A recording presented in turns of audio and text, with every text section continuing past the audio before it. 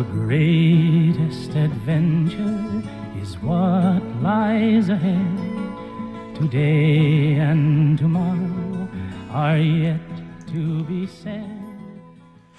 Hello everyone, No What a Consequence here, back again with a new video. This is another installment in my Dungeon Master Advice series where I offer suggestions for running classic old school Dungeons & Dragons adventure modules. In this episode I'll be talking about the module G1 Steading of the Hill Giant Chief. So let's start with some background information regarding this module. This module was first published by TSR in 1978, and it was also TSR's first published adventure module. TSR back then was initially hesitant to publish adventure modules because they thought there would be little interest. And the reasoning behind that was, why would people buy adventure modules when they can just create their own scenarios? However, Judges Guild, who had a license from TSR to publish supplements like adventures, proved that there actually was a great deal of interest in these published adventures. So that prompted TSR to start doing it themselves. Now, they didn't have to create this adventure module from scratch. They just adapted already written material. As you can see on the badge that's pointed out there, this was originally the tournament module that was used at the Origins 1978 game convention. And in fact, at the back of this module, the pre-generated characters that were used in the tournament are included with this adventure module, so you can use them yourself if you want to. Now, this adventure module was republished as part of the consolidated module G123 Against the Giants in 1978. And then it was republished yet again as part of the GDQ 1-7 Queen of the Spiders Super Module in 1986. Then moving on, it was reprinted again in its original format, and it was included in the 1999 Dungeons & Dragons Silver Anniversary box set. And the copy that comes in this box set is the same as what was originally published, the only difference being that it includes this Silver Anniversary logo down here, as you can see pointed out in this illustration. So that's important to keep in mind if you're a collector and you want an original printing of this module. Just keep in mind that there are these reprints floating around out there, and I've read that people did buy this box set and then break it up and sell the modules individually. So copies of this reprint are floating around out there. So if you're, if you're a collector and you want an original printing, just watch out for this reprint that could be out there. And then also in 1999, this module was included as part of this separate publication, Against the Giants, the Liberation of Geoff. So, the module's included in this publication as well. So, all of these printings that I've mentioned contain the same core information regarding the Hill Giant adventure itself. So, if all you're worried about is getting the original adventure, then you can find it in any of these publications. Some of the differences that do appear is in this GDQ 1-7 version, it includes a lot of new background information, which was intended to tie together all of the adventures in a more logical manner. I personally don't really care for the background information that appears in this printing. I'd rather just come up with something on my own.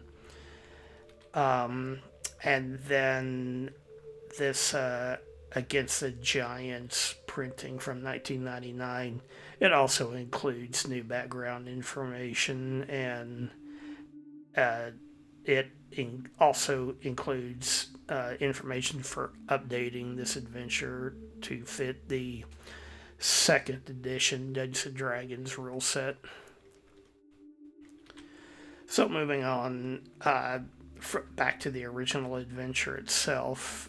This is the background information that appears right at the very beginning of the adventure module, and it just gives some information on why the giants are attacking and why the characters should care and go on this adventure. The one thing I want to point out here is this paragraph here where it says the adventures, essentially it's saying they have to go on this adventure or else put their heads on the block for the headsman's axe. And while that is amusing, I would try to come up with a less heavy-handed reason why your player should want to go on this adventure. And really, it shouldn't take much persuasion at all. I mean, after all, that's why we're playing this game in the first place, right? Is to go on adventures. So anyway, I would try to come up with a more reasonable premise for why your players should do this adventure.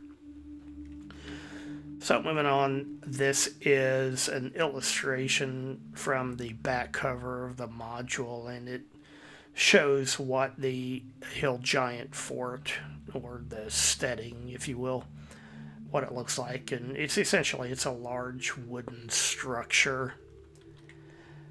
Now, having said that, I've run this module several times over the decades, and inevitably players always come up with the idea of just setting the whole thing on fire and flushing the giants out that way. But as you can see here in this highlighted portion, it says that the Steading is located in a damp area where it rains almost every day and there's wet fogs at night. And so the bottom line is the wood that makes up the fortress is saturated with moisture. And so when I describe that to the players, that always dissuades them from the idea of trying to set the place on fire. However, if they insist on trying that plan, then you as a dungeon master, you shouldn't forbid it if they insist on trying. And in fact, as you can see, the module goes on to explain the percentage chances of that plan succeeding. The only change I would make is if the players do succeed in setting the fort on fire, I don't think these hill giants would just sit around down in the dungeon level for a week waiting for things to cool down so they can come out again. If you read the module, you'll see that down on the lower level they have access to mining tools. There's also a group of stone giants that the hill giants have hired to do mining for them, and of course stone giants are experts at mining. And also the hill giants have a large pool of slave labor that they can draw upon. So given all of these facts, I don't think the hill giants would just sit around down there for a week waiting for things to cool off. I think they would try to tunnel their way out.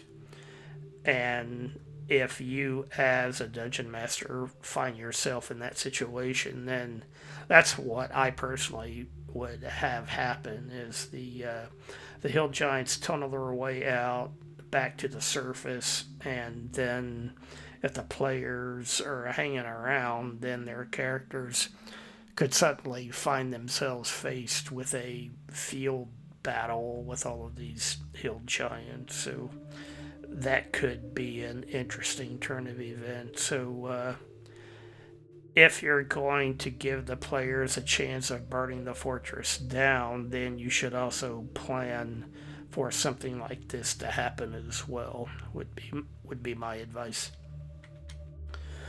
So moving on, this is also in the introduction to the module, and the main thing that I want to point out here is it says the most important thing is experience, and by that they don't mean experienced characters, but experienced players. And I think that's an important thing to keep in mind.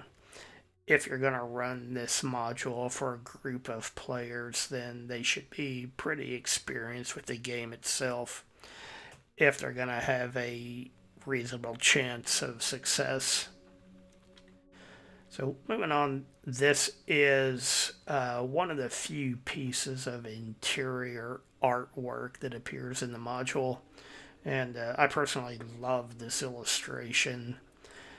It's very classic, old school. It shows the hill giants and how they would appear as per the description in the monster manual, and this is obviously the hill giants who work in the kitchen, and you can also see that there are old school orcs with the pig snouts.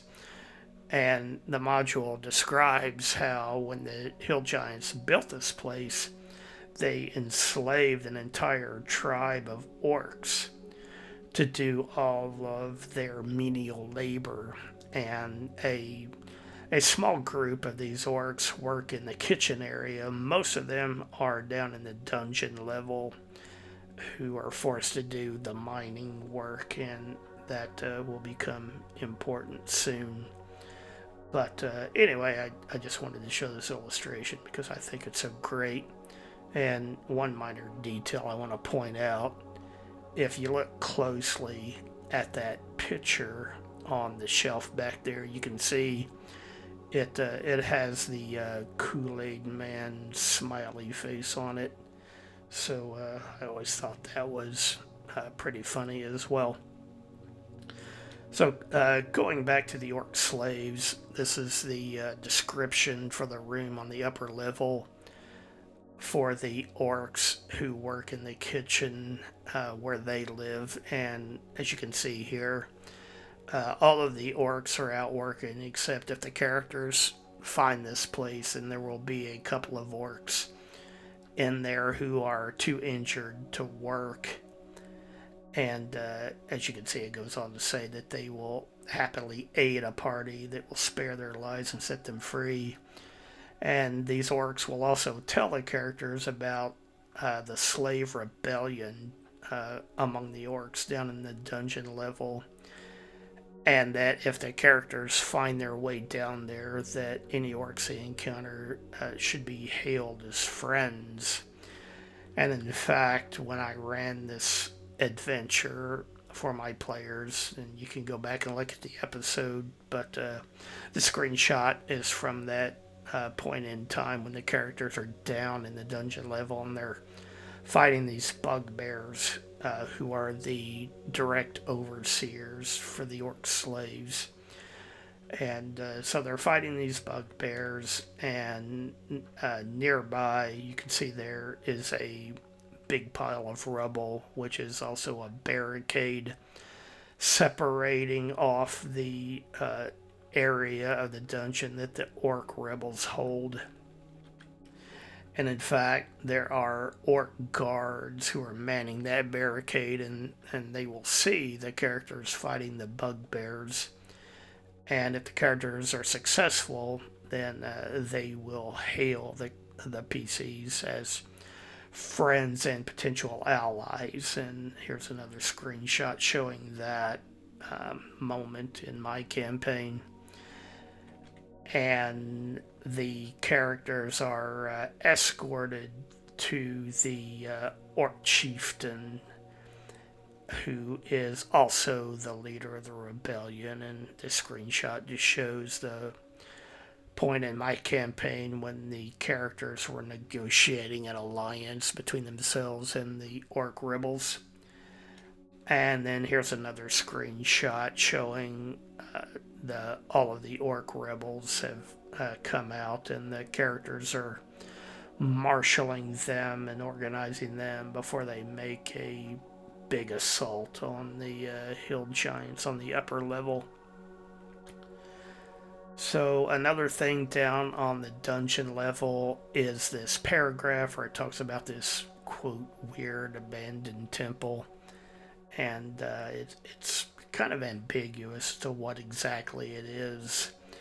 But if you're going to run this module, I would recommend going to the Greyhawk Grognard website and downloading this supplement that he wrote for this module, where, among other things, he describes in greater detail the history behind that abandoned temple and what it actually is, especially if you're running this module as part of the overall campaign.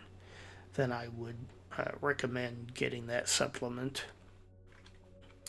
So just to wrap things up,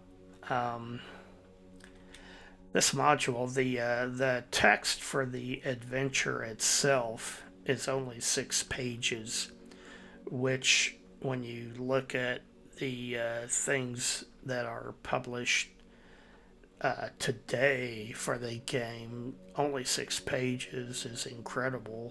That it's so small, such a brief adventure. However, there is a lot of material packed into those 6 pages. There's plenty of action going on in there. There's a lot for the Dungeon Master to work with, but as I've alluded to in this video, there's still a lot of room for customization as well. So, feel free to let your imagination go wild with what the potentials are in here. Now, having said that, again, this is not a beginner's module, and that includes a Dungeon Master. I would not attempt to run this module for new players, and I also would recommend that the Dungeon Master be pretty experienced before they try to run this adventure as well. This module works fine as a one-shot. It's part of a long-term campaign, but it's easily dropped in as just a one-shot if that's what you want to do. It works just fine in that regard. However, as I talked about a moment ago, if you are running this as part of the entire TGDQ campaign, then I would definitely download and incorporate that G1 supplement from the Greyhawk Grognard website. But again, for experienced Dungeon Masters and players, this module hits the balance between action and finesse. There's plenty of just straight up fighting, but also plenty of opportunities for negotiating and just a general role playing. It's a good balance between those two options. And of course, as you might expect, I highly recommend this adventure module. It was a lot of fun to run. It was a lot of fun for my players to go through, and everybody had a good time. The one final thing I would say, just as I did with the Temple of Elemental Evil, having a virtual tabletop layout can help you manage the whole thing. I've run, as I said before, I've run this module many times in the past, and there's just so much going on in here, it can be difficult to manage. However, if you have a virtual tabletop to assist you, this is for example, this is a screenshot of the feasting hall in the Hill Giant Fort, and just having this visual aid can help you a lot in running and managing the adventure. So I definitely recommend that. All right, well, that's all I have for now. As always, thanks for watching. If you enjoyed the video, please hit the like button. If you haven't yet, please subscribe to the channel.